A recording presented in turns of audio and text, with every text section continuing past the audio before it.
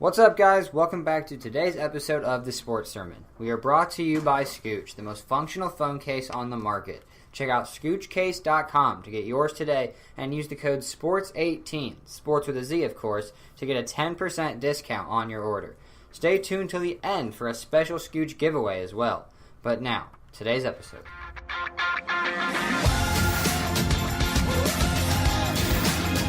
And welcome inside. As you can tell from the title, we are talking about the Jacksonville Jaguars today. I am Dylan Staggy, here today with Jason Gandhi, Dan Majors, and Zach Munson. So the Jaguars last season had an upstart year, finishing at 10-6 in the regular season, and were one game away from making it to the Super Bowl before losing to the Patriots in the AFC Championship. They made a few moves this offseason on the offensive side. They picked up Andrew Norwell, Austin Seferian-Jenkins, Dante Moncrief. Biggest losses include Aaron Colvin, Alan Hearns, Allen Robinson, Paul Posluszny. But let's go back to those offensive moves, especially those Andrew Norwell, ASJ, and Dante Moncrief. Also, they drafted DJ Chark.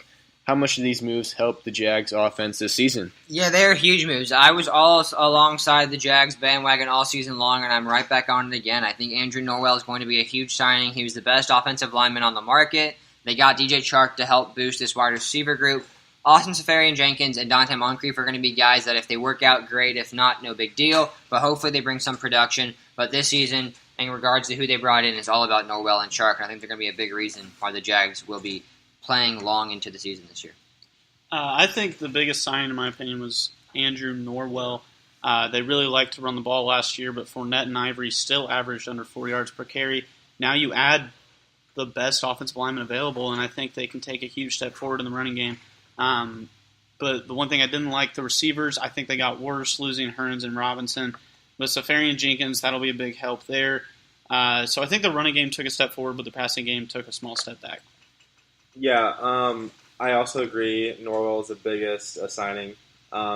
Losing Robinson and Hearns is pretty big. I don't think we can ignore that. But it's not like they were a big passing team anyway. So I don't really believe in Bortles that much. But that's we'll get into that as I'm wearing the Blake Bortles jersey. But I think Moncrief's solid. Is injury prone a little bit. But yeah, Norwell definitely is the big signing. I mean, to help against the monster Colts defense. Obviously. Right. But yeah, Norwell should make Fournette even better. I'm not a big fan of the Moncrief signing because last year he was just completely buns for the Colts. But Austin Seferian-Jenkins and DJ Chark should definitely help out Blake Bortles in the passing game. But let's talk about their defense, which finished second in the NFL last season. Do we expect the same from the Jags this year? Yeah, I broke this one down by position just to really get into it. I mean, I think they're only getting better. You look at their D-line, Calais Campbell, Marcel Darius, Malik Jackson, and Yannick Ngakoue are probably the best defensive line in the whole league. Then they've got such good depth there with Dante Fowler Jr., Taven Bryan, and DeJuan Smoot. They have the best D-line in the NFL. Then you go to their linebackers. They have Miles Jack and Talvin Smith. Yes, they lost Paul Posluszny, but he was already getting taken out on third downs when they went into the nickel formation, so I don't think he's that big of a loss for the Jags.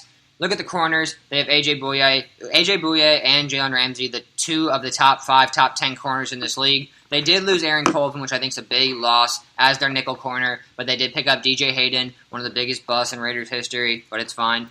And then you go to safety, and they got Deshaun Gibson and Barry Church. They also drafted Ronnie Harrison, who was so good in college. This team is going to be lethal this upcoming season, and I can say this is the first year that if I will be drafting the Jaguars defense before the last round. I've never drafted defense in my fantasy league before the last 2 rounds, but if they're available in those 3rd to 4th last rounds, I might be taking a look at them. I think they're going to have one heck of a record-breaking season.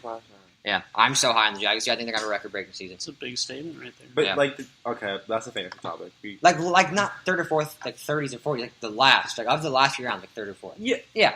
Wait, no, the 4th to last round. Yeah. So it's round 12.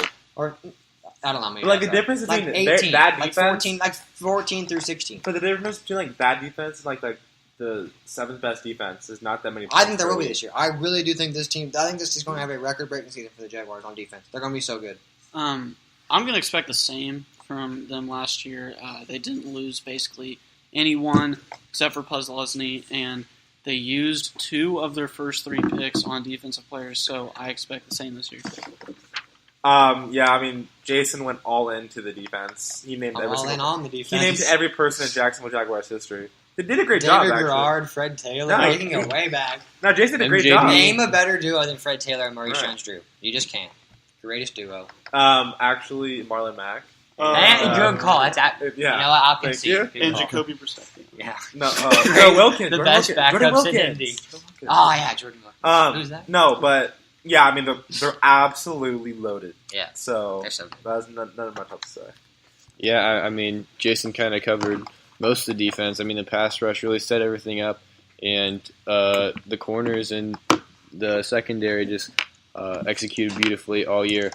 I will offer one tale of caution, though. The 2016 Giants, they spent big on the defense in free agency and finished 11-5. Had the second best defense in the league, and then we all know what happened in the 2017 New York Giants. You also said this last year. You said this team looks good on paper, but you don't think they're going to do it, and you said that the Giants spent a lot of money. So that was my question for you was, do you think this defense is just good on paper and not going to be good when it comes to the season again? No, I mean, I think they'll have a very good defense, obviously, but I'm just saying. They didn't spend money this year, though. That's the thing is I think if it was going to happen, like, it would have been because they didn't all fit, but, like, we know these guys fit. The same exact thing happened with the Giants. But the Giants' offense sucked. OBJ got hurt. Eli Manning decided to be 95 years old. Blake Bortles is literally the GOAT. So, like, it's a different situation. I think Blake Bortles is like a top 5 quarterback. No. Okay, let's just be real here. What is he Top actually? 5. Probably top 15. He's above. He's No. definitely top 15. Top 15. Yes. No chance. Yes. Yeah, so let's go back to the wide receivers. We kind of talked about Bortles' weapons a little bit. They are pretty deep. A lot of guys stepped up last season, like Marquise Lee and Keelan Cole, but they don't really have that true number 1 target with Allen Robinson gone now. Is that a big concern for their passing offense? I say yes. Hearns and Robinson were most of their passing game last year. Moncrief and DJ Chark, is that his name? Yep. Will not make up for that. Moncrief should not be a number 1 target, and DJ Chark should be a solid deep threat, but not a number 1. So this receiving corps should take a step back this year.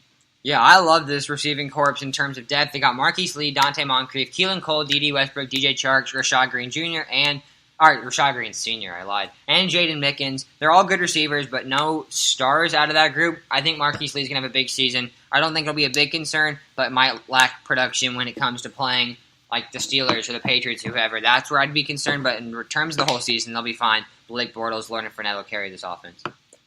Yeah. I mean, obviously, they lost their 2 best receivers last year, but as I have in my notes, as I already said, not like they rely on their passing offense a lot, anyways. Not like they have a really like stud quarterback, Yeah, only above average quarterback, anyways. Yeah, so. only top 5 or anything. That's fine. Yeah. So they rely on their defense, and their defense wins some games. So yeah.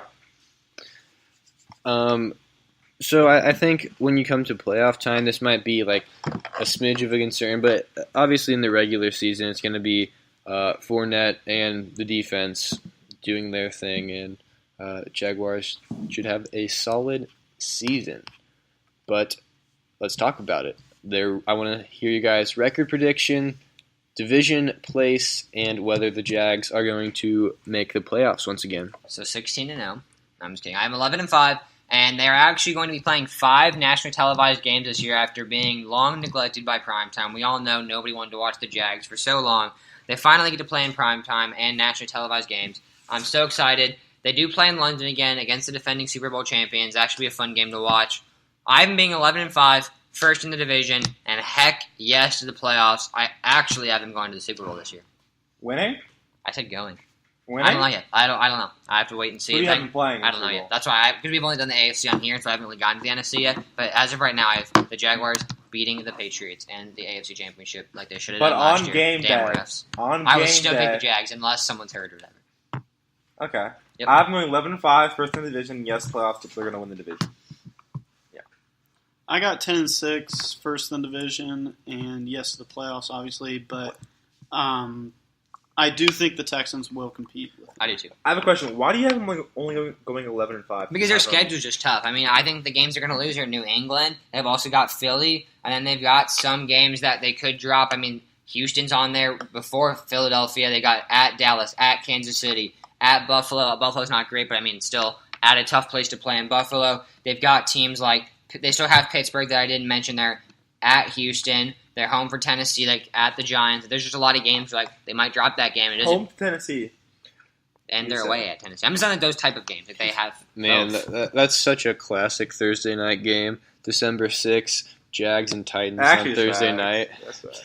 Now we're just missing the color rush because this year, no more color rush. I'm going to miss that, though. Yeah, why did they have no more color rush? What's the reason for that? Because it was ugly? They were ugly. They weren't? Love color They were rush. literally so gross. But I bought an Allen Robinson color rush jersey, so isn't that sad? The same year they got rid of the color rush, they got rid of Allen But Robinson. they're ugly, though. R.I.P. Yes, they're so ugly. Why'd you buy it? Because I didn't like Bortles at the time. I was like, I'm definitely getting an Allen Robinson jersey. Wait, did you get didn't they have gold ones already? It was like mustard yellow. It was nasty. You got those? Yeah, I have the mustard yellow ones. I'll Oh, wear them man. next time, yeah. They're sweet.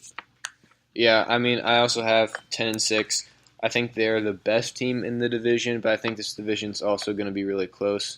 So I'll say first right now. But Yeah, I agree with you. I think this division is going to be really tight. I think it's going to be a two-man race between the Jags and the Titans. Or Jags and Texans. I think the Titans are right there. So definitely all three teams can be really competitive in the playoffs when it comes to playoffs. And that's something that I have. I have all three teams going to the playoffs this year.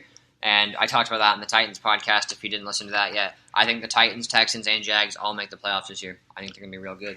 yeah, go ahead and check those out, our other AFC South podcasts. And we have most of the AFC done if you're listening to this Except today. for my Raiders. That'll be coming out next week. Yeah, so make sure you check out our channel for the rest of that. Comment what you think the Jags will do this season below. And yeah, any last thoughts on the Jaguars today? Zach and Dylan are Bortles haters. Dan's a Bortles average, and I'm a Bortles enthusiast. Big baller Bortles all the way. Check out the Sports Sermon Twitter during the Jags playoff run. I think I tweeted like every single play. So I'm all on the Blake Bortles train. Nathaniel Hackett getting another year with him. Watch out for these Jags. All right, we will see about that. But Jason mentioned a contest in the intro for Scooch. That is, if you comment on this video or subscribe to us on any of our platforms, iTunes, YouTube, SoundCloud, what else we got? Spotify now. We're on Spotify's the big Spotify. one. The ones that we want you to go check out are YouTube and Spotify for sure. So give those a look. Yeah, follow us on Twitter too, at The Sports Sermon, and you'll be entered in a contest to win a Scooch Wingman case. So make sure you go ahead and do that, and check out our link or our code in the description, for a 15% off discount at scoochcase.com. Yep. But that's all we've got for today, and we will see you very soon with some more NFL team previews. Big baller board.